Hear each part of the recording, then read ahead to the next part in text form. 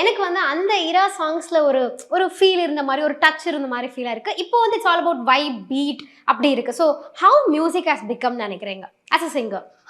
I think the melody is kind of going backstage in its own. Yeah. You know, music was melody, music was emotion, music was a lot of intense feelings and connect. Emotional connect.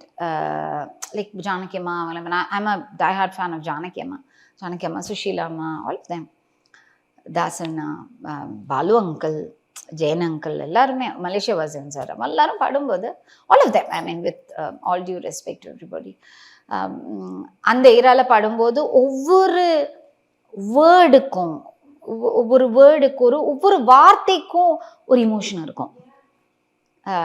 You know ஒரு அப்படி இப்போ நிறைய இடத்துல வந்து இப்போ ஒரு set emotion வருது.